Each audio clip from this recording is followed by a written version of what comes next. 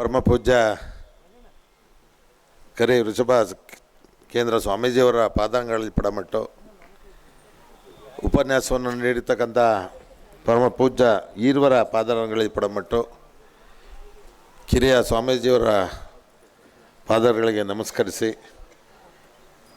ಈಗಾಗಲೇ ಮಾತನಾಡಿ ಭಾಳ ಕಷ್ಟವನ್ನು ರಾಜಕೀಯವಾಗಿ ತೋಡ್ಕೊಂಡಿರ್ತಕ್ಕಂಥ ನನ್ನ ಆತ್ಮೀಯರಾದಂಥ ಚಂದ್ರಶೇಖರ್ ಅವರೇ, ಕೃಷ್ಣಮೂರ್ತಿಯವ್ರಿಗೇನು ಬೇಸಿದೆ ಅವ್ರಿಗೆ, ಅವರ ಹಿರಿಯರ ಆಶೀರ್ವಾದದಿಂದ ಬಂದಿರತಕ್ಕಂಥವ್ರು ನನ್ನ ಆತ್ಮೀಯರು ಕೃಷ್ಣಮೂರ್ತಿಯವರೇ, ಉಪಸ್ಥಿತ ನನ್ನೆಲ್ಲ ಆಹ್ವಾನಿತ ಬಂಧುಗಳೇ,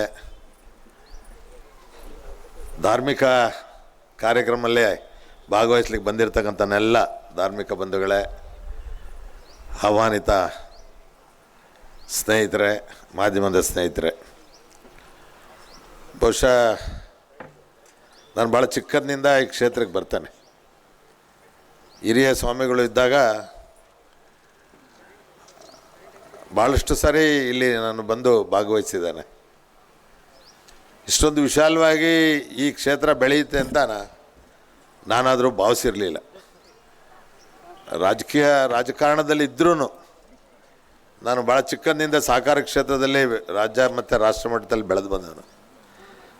ರಾಜಕೀಯವಾಗಿ ಅಷ್ಟಾಗಿ ಇಲ್ಲಿ ನಾನು ಈ ಕ್ಷೇತ್ರದಲ್ಲಿ ನಮ್ಮ ಹಿರಿಯರಿದ್ದರು ಮಂಜುನಾಥ್ರವರು, ಅದರಿಂದ ನಾನು ನನ್ನ ಕ್ಷೇತ್ರನೇ ಬದಲಾಯಿಸ್ಕೊಂಡಿದ್ದೆ.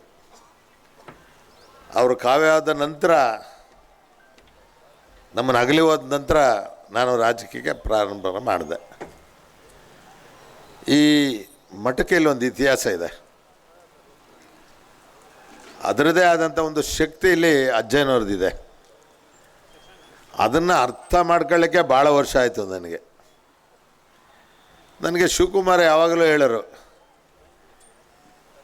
ಹೋಗಿದ್ದೇನೆ ಮಠಕ್ಕೆ, ಹೋಗ್ತಾ ಇರ್ತೀನಿ ಯಾವಾಗಲೂ ಗುರುಗಳ ಆಶೀರ್ವಾದ ಪಡೆದು ಬರ್ತಿರ್ತೀನಿ ಅಂತ. ಒಂದು ದಿವಸ ಅವರೇ ನನ್ನ ಪ್ರಶ್ನೆ ಮಾಡಿದ್ರು,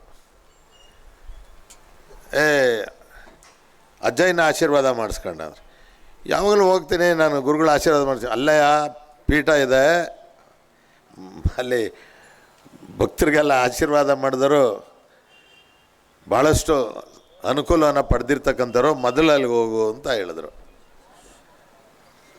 ನನಗೆ ಎಲ್ಲರೂ ಮಾತಾಡಿದಾಗೆ ನಂಬಿಕೆನೇ ದೇವರು. ನಾನು ಸ್ವಲ್ಪ ಕಾಯಕಕ್ಕೆ ಮಹತ್ವ ಕೊಡ್ತಕ್ಕಂಥವನು. ನಾನು ಎಲ್ಲರನ್ನೂ ಸರಿಸಮಾನವಾಗಿ ನೋಡ್ತಕ್ಕಂಥವ್ನು. ನಾನು ಅದರಲ್ಲಿ ಯಾವುದೇ ಭೇದ ಮಾಡ್ತಕ್ಕಂಥ ವ್ಯಕ್ತಿ ಅಲ್ಲ. ನಾನು ಭಾಳ ಚಿಕ್ಕಂದಿಂದ 24ನೇ ವಯಸ್ಸಿಗೆ ನಾನು ರಾಜಕಾರಣಕ್ಕೆ ಬಂದವನು. ಅಂದರೆ ಸಹಕಾರಿ ಕ್ಷೇತ್ರದ ಮುಖಾಂತರ ವ್ಯಾಪಾರದಲ್ಲಿದ್ದೆ, ಈ ಕ್ಷೇತ್ರಕ್ಕೆ ಬಂದೆ, ಅನಿವಾರ್ಯವಾಗಿ ಬಂದೆ, ನನಗಿಷ್ಟ ಇರಲಿಲ್ಲ. ನನ್ನ ಹೈಸ್ಕೂಲ್ ವಿದ್ಯಾಭ್ಯಾಸ ಎಲ್ಲ ಬೆಂಗಳೂರಿನಲ್ಲಾಯಿತು. ಆವಾಗ ದೇವಯ್ಯನವರು ಅಂತ ಶಾಸಕರಿದ್ದರು, ದೇವಯ್ಯ ಪಾರ್ಕ್ ಅಂತ ಇವತ್ತು ಇದೆ, ಅವರ ಮಗ ನಾನು ಜೊತೆಯಲ್ಲಿ ಓದ್ತಿದ್ವಿ. ಆವಾಗ ಅವ್ರ ಜೊತೆ ಒಡನಾಟ ಇಟ್ಕೊಂಡಿದ್ದಾಗ ಅವತ್ತಿನ ರಾಜಕಾರಣಿಗಳಿಗೆ ಎಷ್ಟು ಗೌರವ ಇತ್ತು ಅನ್ನೋದಕ್ಕೆ ಹೇಳಿ ಮಾತನ್ನ ಹೇಳ್ತಿದ್ದೀನಿ. ಎಲ್ಲ ಹಿರಿಯರೇ ಬರ್ತಿದ್ದು, ಅಷ್ಟು ಗೌರವ ಸಿಗ್ತಿತ್ತು.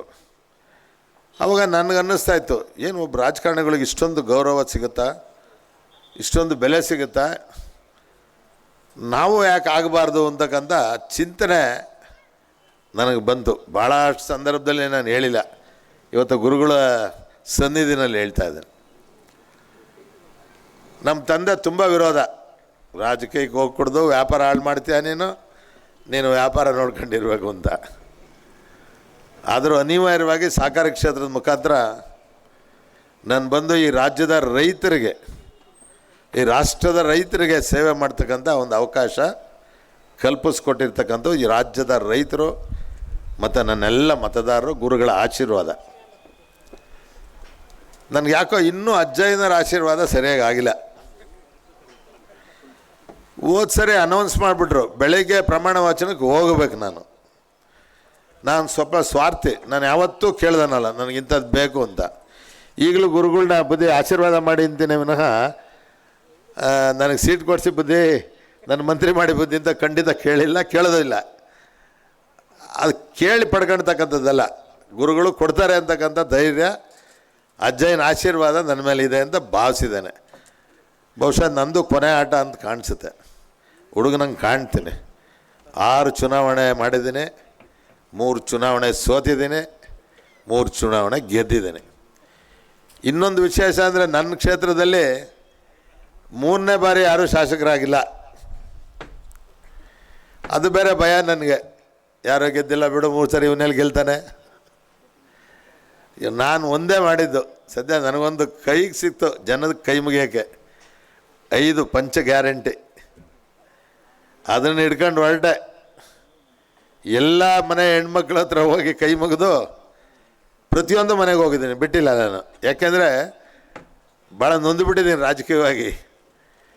ಈ ಸರಿ ನಾನೇನಾದ್ರು ಸೋತ್ರೆ ನನ್ನ ರಾಜಕೀಯ ಭವಿಷ್ಯ ಕೊನೆಯಾಗ್ತದೆ. ಮತ್ತು ಅದೆಲ್ಲದ್ರ ಜೊತೆ ನನ್ನ ಸ್ವಾರ್ಥ ಏನಿಲ್ಲ. ನನ್ನ ಕ್ಷೇತ್ರದಲ್ಲಿ ಭಾಳಷ್ಟು ಕೆಲಸ ಮಾಡಿದ್ದೇನೆ. ಇನ್ನಷ್ಟು ಕೆಲಸ ಆಗ್ತಕ್ಕಂಥದ್ದು ಮಾಧ್ಯಮದವ್ರಿಗೆ ಚೆನ್ನಾಗಿ ಗೊತ್ತಿದೆ. ಆಗ್ತಕ್ಕಂಥದ್ದನ್ನು ತಡೆ ಹಿಡಿದಿರ್ತಕ್ಕಂಥದ್ದು ನಿಮ್ಮ ಕಣ್ಣು ಮುಂದೆ ಇದೆ. ಏನಾದರೂ ಮಾಡಿ ಈ ಬಾರಿ ನನ್ನ ಕ್ಷೇತ್ರಕ್ಕೆ ಬೇಕಾದಂಥ ಎಲ್ಲ ಮೂಲಭೂತ ಸೌಕರ್ಯಗಳನ್ನು ಕೊಡಬೇಕು ಅಂತೇಳಿ ಈ ಸರಿ ಹೋರಾಟ ಮಾಡಿ ಶಾಸಕನಾದೆ. ನಂದು 2 ವಿಚಾರದಲ್ಲಿ ಹೋರಾಟ ಇದೆ. ಒಂದು, ಏನಾದರೂ ಮಾಡಿ ಜಿಲ್ಲೆ ಮಾಡಲೇಬೇಕು ಅಂತಕ್ಕಂಥ ಒಂದು ತೀರ್ಮಾನವನ್ನು ತಗೊಂಡಿದ್ದೆ. ಅದಕ್ಕೋಸ್ಕರನೇ ಎಲ್ಲ ಮೂಲಭೂತ ಸೌಕರ್ಯಗಳನ್ನು ಕೊಟ್ಕೊಂಬಂದೆ. ಈಗ ನಮ್ಮಲ್ಲಿ ಸ್ಪರ್ಧೆ. ನಾನು ಗೆದ್ದಾಗ ನಮ್ಮ ಡಾಕ್ಟರ್ ಪರಮೇಶ್ವರ್ ಗೆಲ್ತಾರೆ, ರಾಜಣ್ಣ ಗೆಲ್ತಾನೆ, ನಾನು ಗೆಲ್ತೀನಿ, ಜಯಚಂದ್ರ ಗೆಲ್ತಾರೆ. ಒಮ್ಮೆ ಮಧುಗಿರಿನಲ್ಲಿ ಸಭೆ ನಡೀತು. ಒಂದು 25,000 ಜನ ಸೇರಿದರು. ಬಹುಶಃ ನನ್ನ ಒದಗಿದೆ ಕೊಡ್ತಾರೇನೋ ಅಂದ್ಕೊಂಡೆ. ಪರಮೇಶ್ ಹೇಳ್ತಿದ್ದಾಗ, ನಿಲ್ಸಯ್ಯ, ಪರಮೇಶ್ ನನಗಿಂತ 2 ವರ್ಷ ಚಿಕ್ಕವರು, ಅವ್ರ ತಂದೆ ಜೊತೆ ಇದ್ದವ್ರು ನಾವು. ನಿಲ್ಸಯ್ಯ, ಏನು ಮಾತಾಡ್ತೀಯ ಅಂತ. ಅಷ್ಟಕ್ಕೆ ಗೊತ್ತಾಯ್ತು ಸಿದ್ದರಾಮಯ್ಯ. ಸುಮ್ಮನಿರು. ಯಾಕೆ ಸುಮ್ಮನಿರ್ತಾರೆ ಸರ್? ನಾನಿಲ್ಲಿದ್ದೀನಿ. ಜಿಲ್ಲೆ ಮಾಡಬೇಕು ಅಂತೇಳಿ ನಮಗೆ ಎಲ್ಲ ಅವಕಾಶ ಇದೆ. ಒಂದು ಸಮಿತಿನಲ್ಲೂ ತೀರ್ಮಾನ ಮಾಡಿ ಬಂದಿದೆ. ಉಂಡೇಕಾರ್ ಸಮಿತಿನಲ್ಲಿ ಒಂದು ಇದನ್ನು ಕೊಟ್ಟಿದ್ದರು. ಆದರೂ ಸಹ ಕಾರಣಾಂತರದಿಂದ ಆಗಲಿಕ್ಕಾಗಿಲ್ಲ ಅಂಥೇಳಿ ಯಾವಾಗ ನಾನು ಗಲಾಟೆ ಮಾಡಿದ್ನೋ, ರಾಜಣ್ಣ ಅಲ್ಲೇ ಇದ್ನಲ್ಲ, ಇಲ್ಲ ಫಸ್ಟ್ ಷಡಾಕ್ಷರಿ ಮಾಡಿ ಆಮೇಲೆ ನನಗೆ ಮಾಡಿ ನಮ್ಮದು ಮಾಡಿ ಅಂದರು. ಅದಕ್ಕೆ ನಾನು ಅಂದ್ಕೊಂಡು ಇಬ್ರಿಗೂ ಆಗಲ್ಲ ಬಿಡಪ್ಪ, ಆಯಿತು ನೀನು ಸುಮ್ಮನಿದ್ರೆ ಹೆಂಗೋ ಮಾಡ್ಕೊತಿದ್ವಿ ಅಂತ. ಹಾಗೆ ರಾಜಕೀಯವಾಗಿ ಹೋರಾಟ ಮಾಡ್ತಾಯಿದ್ರೆ ಯಾರೂ ನಮ್ಮನ್ನು ಕರೆದು ಏನೂ ಕೊಡೋದಿಲ್ಲ. ಅದರಲ್ಲೆಲ್ಲ ಪುಣ್ಯವಂತ ಅಂದರು ಚಂದ್ರಶೇಖರು. ಕಾಸಿಲ್ಲದೆ 2 ಸರಿ ರಾಜ್ಯಸಭೆ ಮೆಂಬರ್ ಆಗವ್ರೆ. ನಮ್ಮ ಕಷ್ಟ ಹೇಳ್ತಿರ್ದು. ಅಂದರೆ ಮೊದಲನೇ ಸಾರಿ ಸ್ವಲ್ಪ ಓಟ್ ಕಡಿಮೆ ಇತ್ತು. ಅದಕ್ಕೆ ಅವ್ರು ಹೇಳಿದಾಗೆ ಅಜ್ಜಯ್ಯನವರ ಆಶೀರ್ವಾದ ಮತ್ತು ಶಿವಕುಮಾರ ಶಕ್ತಿ ಅವ್ರಿಗಿತ್ತು. ನನಗೆ ಮೊದಲನೇ ಸಾರಿ ನಮ್ಮ ಮಂಜುನಾಥರವ್ರ ಹೋದ್ಮೇಲೆ ಸೀಟ್ ಕೊಡಲಿಲ್ಲ. ಅವ್ರ ಕುಟುಂಬಕ್ಕೆ ಕೊಟ್ಟರು, ಮತ್ತು ಸೋತರು. ಅದಾದ ನಂತರ ಒಬ್ಬ ಕೃಷ್ಣ ಅವರು ನಮ್ಮನ್ನು ಅಗಲು ಹೋಗಿದ್ದಾರೆ. ಅವ್ರಿಗೆ ಅದೇನೋ ವಿಶೇಷ ನನ್ನ ಕಂಡ್ರೆ ಭಾಳ ಅಭಿಮಾನ. 2 ವರ್ಷ ಮುಂಚೆನೇ ಒಂದು ದಿವಸ ಮನೇಲಿ ಕೂತಿದ್ದೆ, ಯಾಕೆ ಸಪ್ಪಗಿದೆಯಾ ಅಂದರು. ನಾನು ಅವಾಗ ಕಂಠಸಕ್ಕಾರಿದ್ದು ಮಾತ್ರ. ಒಂದು ಡ್ರೈವರ್ ಫಾಸ್ಟಾಗಿ ಹೊಡೆದ್ಬಿಟ್ಟಿದ್ದ, ತಲೆ ಎಲ್ಲ ಕೆದರ್ಕೊಂಬಿಟ್ಟಿತ್ತು. ಯಾಕೆ ಏನು ಹಿಂಗೆ ಬೇಜಾರು ಮಾಡ್ಕೊಂಡು ಕೂತ್ಬಿಟ್ಟಿದ್ದೆಲ್ಲ ಬಾಯಲ್ಲಿ ಅಂದರು. ಇಲ್ಲ ಸರ್, ಅಂಥದ್ದೇನಿಲ್ಲ ಅಂದೆ. ನೀನು ತಲೆಗೆ ಇಟ್ಕೋಬೇಡ, 2 ವರ್ಷ ಇದೆ, ಇವತ್ತೇ ಹೇಳ್ತಾ ಇದ್ದೀನಿ, ಹೋಗು ನೀನು MLA ಆಗ್ತೀಯ, ನಾನು ಸೀಟ್ ಕೊಡ್ತೀನಿ ಅಂದರು. ಅವರು ಫಸ್ಟು ನನಗೆ ಸೀಟ್ ಕೊಟ್ಟರು. ಅವಾಗ ಶಿವಕುಮಾರು, ಜಯಚಂದ್ರ, ನಾನು ಜೊತೆನೇ ಇದ್ವಿ. ಅದಾದಮೇಲೆ ಒಂದು ಸರಿ ಸಿದ್ದರಾಮಣ್ಣವ್ರು ಸೀಟ್ ತೆಗೆದುಬಿಟ್ರು. ಯಾಕೆ ತೆಗೆದ್ರಪ್ಪ ಅಂದರೆ, ನನ್ನ ಅಳಿಯ ಸುತ್ತೂರು ಮಠಕ್ಕೆ ಸಂಬಂಧಪಟ್ಟವರು, ಸುಬ್ಬಪ್ಪನವರು ಅಂತ ಪ್ರೊಫೆಸರು, ಅವ್ರಿಗೇನೋ MP ಸೀಟ್ ಕೊಡ್ತೀವಿ ಅಂದಿದ್ರಂತೆ. ಅವ್ರಿಗೆ ಕೊಡಲಿಲ್ಲ. ಆ ಗುರುಸ್ವಾಮಿ ಸತ್ತೋದ್ರಲ್ಲ, ಅವ್ರಿಗೆ ಕೊಟ್ಬಿಟ್ರು. ಆ ಗುರುಸ್ವಾಮಿ ನಮ್ಮ ಜೊತೆ MLA ಇದ್ದರು. ಅವರು ಮಾತೆತ್ತಿದ್ರೆ, ನೀವು ಫಸ್ಟ್ ಸರಿ ನಮ್ಮ ಜೊತೆ MLA ಇದ್ರಿ ಅಲ್ವಾ, 2004 99 ಇದ್ರಲ್ವಾ, 99 ಇದ್ದಾಗ ಮಾತೆತ್ತಿದ್ರೆ ಎದ್ಬಿಟ್ಟು ಪಾಯಿಂಟ್ ಆಫ್ ಆರ್ಡರ್ ಅಂದ್ಬಿಡೋರು ಅವರು. ಜ್ಞಾಪಕ ಇರ್ಬೇಕು ನಿಮಗೆ. ನಾನು ಸಿದ್ದರಾಮಯ್ಯನವ್ರು ಸೋಲಿಸಿ ಬಂದಿರೋರು. ಗುರುಸ್ವಾಮಿ, ಸಿದ್ದರಾಮಯ್ಯನವ್ರನ್ನ ಯಾರು ಬೇಕಾದ್ರೂ ಸೋಲಿಸ್ತಾರೆ, ಯಾಕೆಂದರೆ ಎಲ್ಲರೂ ಅವ್ರು ಸೋಲ್ಲಿ ಅಂತ ಇರುತ್ತೆ, ನಾವು ಗೆದ್ದು ಬರ್ತೀವಲ್ಲ ಅದು ಪುಣ್ಯ ಕಣೆ ಅಂತ ಹೇಳುವೆ. ಸೊ ಹಾಗೆ ಅವಾಗ ಅವ್ರಿಗೆ ಸಿಟ್ಟು ಬಂದು ಸಿದ್ದರಾಮಯ್ಯನವರು ಬೇರೆಯವ್ರ ಹೆಸರು ಸೂಚಿಸಿದ್ರು. ನಾನು ಗಲಾಟೆ ಮಾಡಿ 80ನೇ ಇಸ್ವಿಯಿಂದ ಪಾರ್ಟಿ ಕಟ್ಟಿದ್ದೀನಿ, ಯಾವುದೇ ಪಕ್ಷ ಬದಲಾವಣೆ ಮಾಡಿಲ್ಲ, ಯಾಕ್ರೆ ಕೊಡೋದಿಲ್ಲ ಅಂಥೇಳಿ ಪರಮೇಶ್ವರ್ ಅಧ್ಯಕ್ಷ ಇದ್ದರು. ನೀನು ಬಿ ಫಾರಮ್ ಕೊಡ್ತೀಯೋ ಕೊಡಲ್ವೋ, ಕೊಡಲಿಲ್ಲ ಅಂದರೆ 25,000 ಜನ ಕೊರಟಗೆರೆ ಕ್ಷೇತ್ರದಲ್ಲಿ ವೀರಶೈವರಿದ್ದಾರೆ, ಅರ್ಜಿ ತಿಪ್ಟೂರ್ಗೆ ಹಾಕಿ ಅಲ್ಲೋಗಿ ಅಳ್ತೀನಿ ಎಲ್ಲರ ಮನೆ ಹತ್ರ. ಬಿಡಪ್ಪ ಪುಣ್ಯಾತ್ಮ ಬೇಡ, ನಿನ್ನ ಬಿ ಫಾರಮ್ ಕೊಡ್ತೀನಿ, ಕೊಡ್ತೀಯೋ ಇಲ್ವೋ ಹೇಳು, ಕೊಡದಿದ್ರೆ ನಿನ್ನ ಮನೆ ಬಾಗಿಲು ಬರಲ್ಲ ಅಂದೆ. ಹಾಗೆ ರಾಜಕೀಯದಲ್ಲಿ ಸಾಕಷ್ಟು ಕಷ್ಟ ನಷ್ಟವನ್ನು ಅನುಭವಿಸಿದ್ದೀವಿ. ಬಟ್ ಚಂದ್ರಶೇಖರ್ ಅವ್ರಿಗೆ ಅಷ್ಟೊಂದು ಕಷ್ಟ ಇಲ್ಲ, ಯಾಕೆಂದರೆ ಇನ್ನೂ 25 ವರ್ಷ ಅಂತ ಹೇಳಿದ್ದಾರೆ, ಇನ್ನೂ ಆಗ್ತಾರೆ.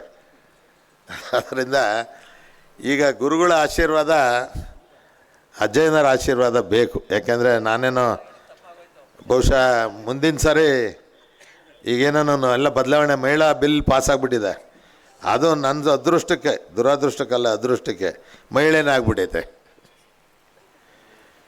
ಹೈಯೆಸ್ಟ್ ಇರೋದು ನನ್ನ ಕ್ಷೇತ್ರ. ಅದಾದ ನಂತರ ಕುಣಿಗಲ್ಲು ಅಥವಾ ಚಿಕ್ಕನಾಯಕನಹಳ್ಳಿ 3 ಬರ್ತದೆ ಮಹಿಳಾ ಇದು. ಅದೇನಾಗ್ತದೋ ಆಗಲಿ, ಅಣ್ಣನಲ್ಲಿ ಬರ್ದಿದ್ದು ಯಾರೂ ಬದಲಾಯಿಸೋಕ್ಕಾಗಲ್ಲ.